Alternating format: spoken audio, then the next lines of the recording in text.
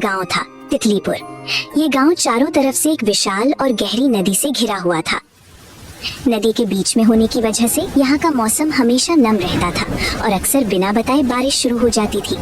गांव के लोग बड़े मेहनती थे, क्योंकि उन्हें पता था कि गर्मी के मौसम में ही वो जितना हो सके अनाज और लकड़ियाँ जमा कर सकते हैं, ताकि जब बारिश का मौसम आए तो उन्हें भूखा न सोना पड़े। इस गांव में एक लकड़हारा रहता था जिसका नाम मोतीलाल था। मोतीलाल अपनी बेटी तितली के साथ एक छोटी सी पुरानी झोपड़ी में रहता था। तितली, जैसा उसके नाम से ही झलकता था, बिल्कुल किसी चंचल और सुंदर तितली जैसी थी। हालांकि उसके कपड़े फटे हुए और बेरंग होते थे, पर उसकी मुस्कान और उसके स्वभाव की चमक पूरे गांव में मशहूर थी। बारिश का मौसम मोतीलाल के लिए किसी मुसीबत से कम नहीं होता था। गीली लकड़ियां कोई खरीदता नहीं था और जंगल के रास्ते दलदल बन जाते थे। इसलिए मोतीलाल सिर्फ गर्मी और ठंड के मौसम में ही थोड़ा बहुत कमा पाता था।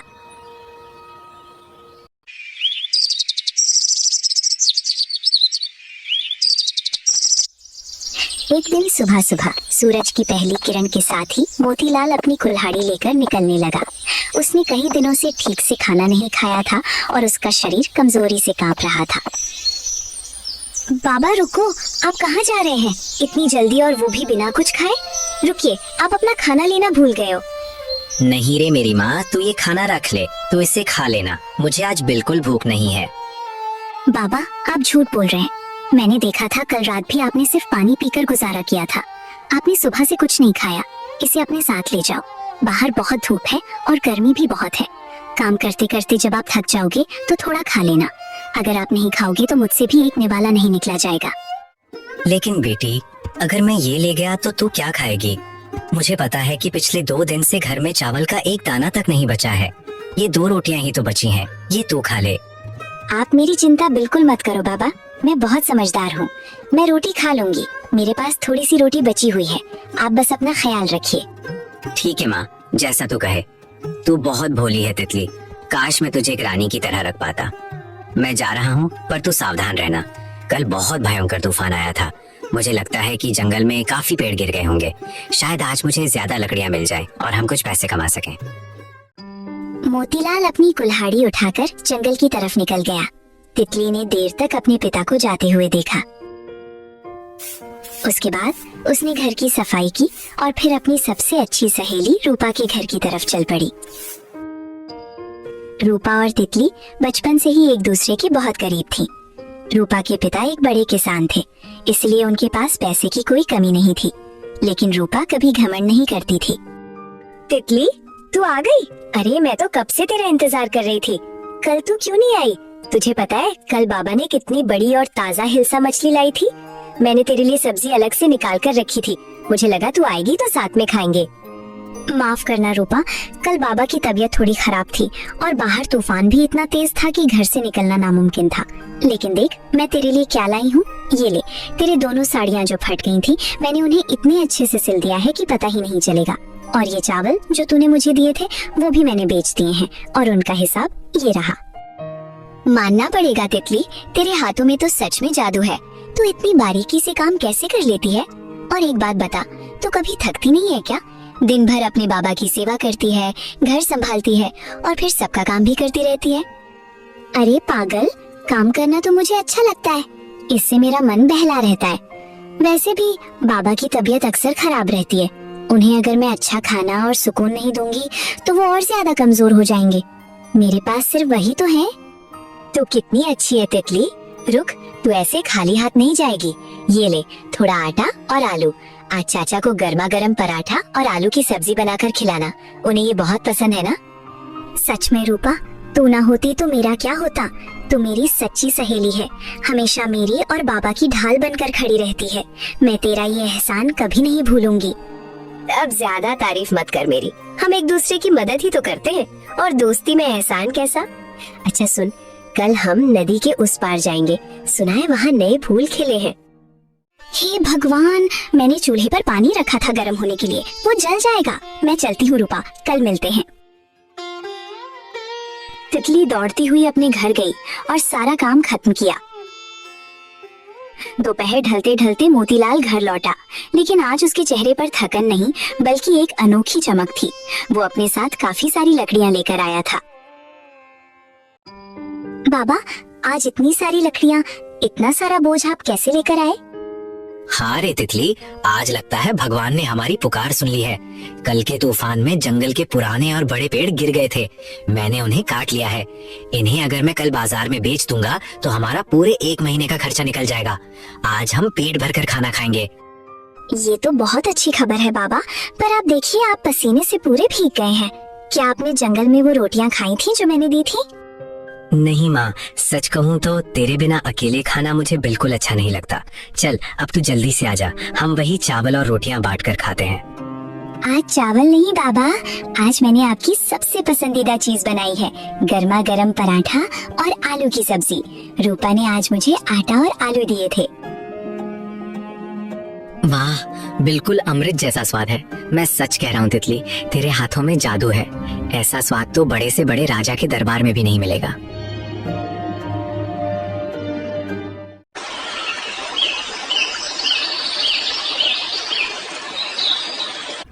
अगली सुबह सूरज की रोशनी बिखरती ही रूपा और तितली हमेशा की तरह नदी के पास पानी भरने गईं। लेकिन आज रूपा के मन में कुछ और ही चल रहा था। तितली सुनना, हर रोज हम इसी पुराने झरने से पानी भरते हैं। मैंने सुना है कि इस जंगल के बहुत अंदर एक गहरा रास्ता है जो एक सुनहले झरने की तरफ जाता है। क्या हम आज वहाँ चलें? नहीं रूपा, बाबा ने कहा है कि जंगल का वो हिस्सा बहुत खतरनाक है, वहाँ कोई नहीं जाता। हमें घर जल्दी वापस जाना चाहिए। अरे डर मत, मैं हूँ ना तेरे साथ। हम बस एक बार देखकर वापस आ जाएंगे। सुना है वो झरना सुनहरा दिखता है। क्या तुझे देखने की इच्छा नहीं है? अच्छा ठीक है, पर हम सिर्फ दूर से देखेंगे और जल्दी वापस आ जाएंगे। दोनों सहेलियां जंगल के घने रास्ते पर चलने लगीं। जैसे जैसे वो अंदर जा रही थीं, रास्ता और भी सुंदर और पुरस्कार होता जा रहा था। रास्ते में उन्हें 2 छोटी चिड़िया मिली जो एक पेड़ की टहनी पर बैठी बातें कर रही थीं। देखो मीना, आज 2 नन्ही जान इस खतरनाक रास्ते पर आ गई हैं।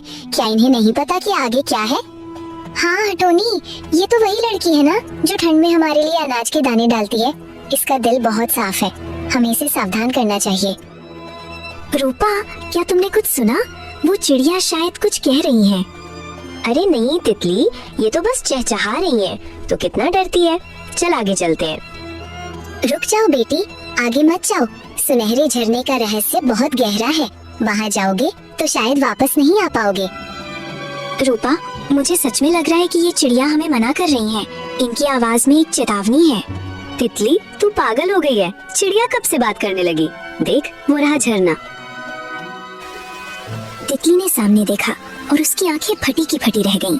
वहाँ एक विशाल झरना था जिसका पानी नीला नहीं बल्कि बिल्कुल शुद्ध सोने की तरह चमक रहा था। उससे निकलने वाली रोशनी पूरे जंगल को रोशन कर रही थी। ये तो वाकई जादू है रूपा, मैंने अपनी जिंदगी में इतना सुंदर दृश्य कभी नहीं देखा। तभी अचानक आसमान में एक गरजाहट हुई और बादलों को चीरते हुए एक विशाल सफेद घोड़ा नीचे उतरा। उसके बड़े बड़े पंख थे जो बर्फ की तरह सफेद थे। वो एक पक्षीराज घोड़ा था, लेकिन वो बहुत थका हुआ लग रहा था और उसके एक पैर पर जख्म था। वो घोड़ा धरातल से जमीन पर गिरा और बेहोश हो गया।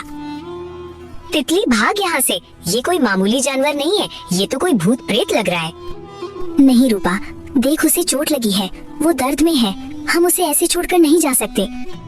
तितली डर को भूलकर उस विशाल घोड़े के पास गई। उसने झरने का वही सुनहरा पानी अपने दुपट्टे में भिगोया और घोड़े के जख्म को साफ करने लगी। कुछ देर बाद घोड़े ने अपनी आंखें खोली। तुम्हारी इतनी हिम्मत, तुम दोनों मामूली इंसान इस सुनहरे झरने तक कैसे पहुँचे? क्या तुम्हें नहीं पता कि जो यहाँ आता है वो कभी जिंदा वापस नहीं जा पाता?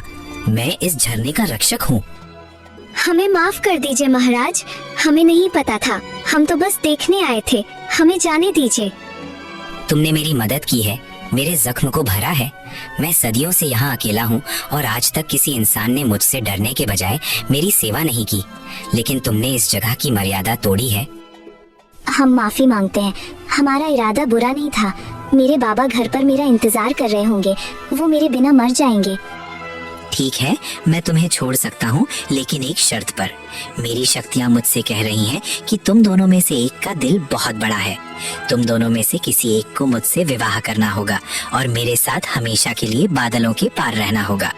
बदले में मैं उसके परिवार को एक ऐसा घड़ा दूंगा जो कभी खत्म न होने वाली सोने की मोहरों से भरा होगा। क्या?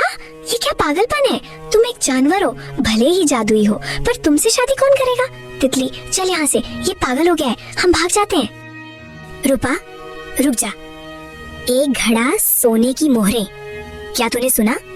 हाँ सुना, पर उसके लिए अपनी जिंदगी बर्बाद थोड़ी ना करनी है। बाबा बहुत बूढ़े हो गए रूपा, आज भी उनका शरीर दर्द से टूट रहा था, पर वो फिर भी लकड़ियां काटने गए। रोज की ये भूख, ये गरीबी उन्हें खत्म कर रही है।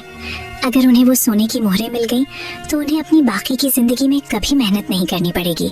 वो चैन से खाना खा सकेंगे, उन्हें ठंड में ठिठुरना नहीं पड़ेगा।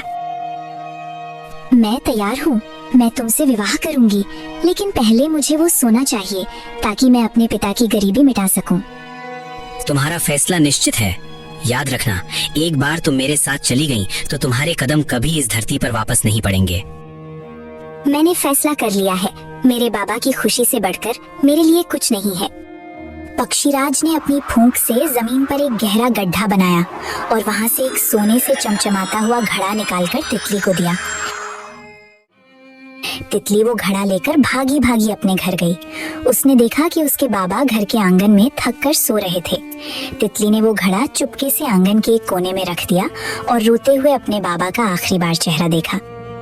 माफ करना बाबा, बिना बताए जा रही हूँ, पर अब आपको कभी भूखा नहीं सोना पड़ेगा। आपकी तितली हमेशा आपके साथ है, उन हवाओं में जो आपके चेहरे को छुएंगी। तितली रोते हुए वापस झरने के पास पहुंची। रूपा वहाँ अभी भी रो रही थी। तितली, अभी भी वक्त है, मत जा, मैं बाबा का ख्याल रखूंगी, पर तेरी जगह कोई नहीं ले सकता। अलविदा रूपा, मेरी सच्ची सहेली, अलविदा। तुम्हारा त्याग देखकर मैं प्रभावित हूँ तितली। चलो, अब हमारा समय हो गया है। पक्षीराज ने तितली को अपनी पीठ पर बिठाया। तितली ने घोड़े की नरम गर्दन को पकड़ लिया। पक्षीराज ने अपने विशाल और सुंदर पंख फैलाए और एक गहरी फुंकार भरी। जैसे ही उसने उड़ान भरी, पूरा जंगल सुनहरी रोशनी से भर गया। रूपा नीचे खड़ी आसमान की तरफ देखती रही और रोती रही। तितली धीरे धीरे बादलों के पार एक अनजान और जादुई देश की तरफ उड़ती चली गई। गांव में मोतीलाल जब जागा तो उसे वो सोने का घड़ा मिला, पर उसकी प्यारी तितली हमेशा के लिए जा चुकी थी। उड़ते उड़ते वो पक्षीराज एक बहुत ही गहरे और घने जंगल के बीच में आकर उतरता है। ये जंगल इतना घना था कि दिन में भी यहाँ अंधेरा महसूस होता था। जंगल के बिल्कुल बीच में एक बहुत बड़ी और पुरानी गुफा थी। पक्षीराज तितली को बड़े प्यार से उस गुफा के अंदर ले जाता है। गुफा के अंदर का नजारा बाहर से बिल्कुल अलग था। वहाँ एक अजब सी रोशनी थी। पक्षीराज रुकता है और तितली की तरफ देखकर बड़े ही मृदु स्वर में बोलने लगता है। तितली, तुमने मुझ पर भरोसा किया और यहाँ तक आई, इसके लिए मैं तुम्हारा आभारी हूँ। मगर आज मैं तुमसे एक बहुत जरूरी बात पूछना चाहता हूँ। क्या तुम मुझसे विवाह करने की इच्छा रखती हो? क्या तुम इस भेड़िए और सुनसान जंगल में मेरे साथ अपनी जिंदगी बिताओगी? तितली ने उस जादुई घोड़े की आंखों में देखा। उसे उन आंखों में कोई जानवर नहीं बल्कि एक बहुत ही नेक इंसान की झलक दिखाई दी। तितली ने बिना किसी डर के अपना सर हाँ में हिला दिया। हाँ, मुझे आपका प्रस्ताव स्वीकार है। पता नहीं क्यों, मगर मेरा मन कहता है कि आप कोई साधारण जीव नहीं है। मैं आपसे विवाह करने के लिए तैयार हूँ। तितली के हाँ कहते ही गुफा में एक दिव्य रोशनी फैल गई। उनका विवाह वहीं संपन्न हुआ।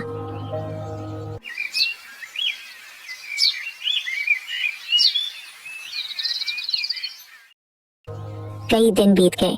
तितली उस गुफा में पक्षीराज के साथ रहने लगी। वो घोड़ा उसका बहुत ख्याल रखता था, उसके लिए फल लाता और उसे जंगल की सुंदर जगहों की सैर कराता। लेकिन तितली के मन में हमेशा एक सवाल रहता था कि एक बोलने वाला घोड़ा इतना समझदार कैसे हो सकता है। एक दिन जब शाम का समय था और ठंडी हवाएं चल रही थीं, पक्षीराज ने महसूस किया कि अब सच बताने का समय आ गया है। तितली, तुमने बिना कुछ पूछे मुझसे विवाह किया और मुझे इतना सम्मान दिया। अब समय आ गया है कि मैं तुम्हें अपना असली सच बताऊं। मैं हमेशा से ऐसा नहीं था। मैं दरअसल बिरचंद्र राज्य का राजकुमार विक्रम हूँ। तितली ये सुनकर हैरान रह गई। वो बड़े ध्यान से विक्रम की बातें सुनने लगी। एक साधु तांत्रिक के भयंकर अभिशाप की वजह से मेरी ये हालत हुई है। आज से कुछ साल पहले मैं शिकार करने के लिए इस घने जंगल में आया था। मैं अपने जोश में इतना अंधा था कि मुझे ध्यान ही नहीं रहा कि मैं कहाँ जा रहा हूँ। जंगल के एक कोने में एक क्रोधी साधु घोर तपस्या कर रहे थे। मेरे घोड़े की रफ्तार इतनी तेज थी कि अनजाने में उसने साधु की तपस्या भंग कर दी। इतना ही नहीं, मेरे घोड़े के पैरों से उनका पवित्र कमंडल भी टूट गया। साधु ने जैसे ही अपनी आंखें खोली, उनका गुस्सा आग की तरह भड़क उठा। मैंने उनसे बहुत माफी मांगी, उनके चरण पकड़े, पर वो सुनने को तैयार नहीं थे। उन्होंने चिल्लाकर कहा, तूने मेरी तपस्या भंग की है, इसलिए तू अब इंसान रहने के लायक नहीं है। उन्होंने मुझे शाप दे दिया कि मैं हमेशा के लिए एक पक्षीराज घोड़ा बन जाऊंगा। मैंने जब बहुत रोना धोना किया तो उन्होंने थोड़ा तरस खाकर कहा कि मेरा ये शाप तभी टूटेगा जब कोई सच्चे दिल वाली लड़की मुझसे विवाह करेगी और मेरे लिए एक बहुत ही कठिन परीक्षा देगी। राजकुमार, आप बिल्कुल चिंता ना करें। अगर मेरी वजह से आपका ये शाप टूट सकता है तो मैं हर परीक्षा देने के लिए तैयार हूँ। आपने इतने साल ये दुख झेला है, अब और नहीं। बताइए मुझे क्या करना होगा। तितली, तुम्हारा दिल वाकई बहुत बड़ा है। इस शाप से मुक्ति का रास्ता मेरे विशेष गुरु प्रेमानंद जी ही बता सकते हैं।